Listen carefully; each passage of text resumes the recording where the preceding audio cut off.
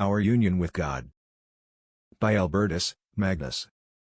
Chapter 10. That we should not be too solicitous for actual and sensible devotion, but desire rather the union of our will with God. Seek not too eagerly after the grace of devotion, sensible sweetness and tears, but let thy chief care be to remain inwardly united to God, by goodwill in the intellectual part of the soul. Of a truth nothing is so pleasing to God, as a soul freed from all trace and image of created things. A true religious should be at liberty from every creature, that he may be wholly free to devote himself to God alone and cleave to Him.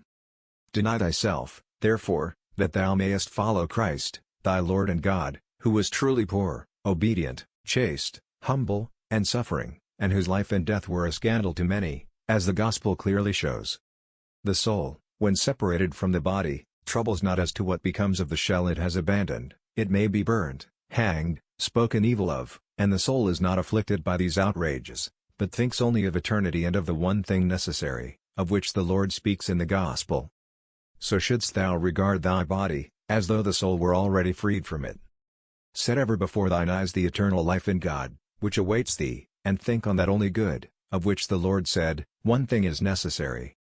A great grace will then descend upon thy soul, which will aid thee in acquiring purity of mind and simplicity of heart. And, indeed, this treasure is close at thy doors. Turn from the images and distractions of earth, and quickly shalt thou find it with thee, and learn what it is to be united to God, without hindrance or impediment. Then wilt thou gain an unshaken constancy, which will strengthen thee, to endure all that may befall thee. Thus was it with the martyrs, the fathers, the elect, and all the blessed. They despised all, and thought only of possessing in God eternal security for their souls. Thus armed within and united to God by a good will, they despised all that is of this world, as though their soul had already departed from the body. Learn from them how great is the power of a good will united to God. By that union of the soul with God it becomes, as it were, cut off from the flesh by a spiritual separation, and regards the outward man from afar as something alien to it. Then, whatever may happen inwardly or in the body, will be as little regarded, as though it had befallen another person, or a creature without reason. He who is united to God, is but one mind with Him.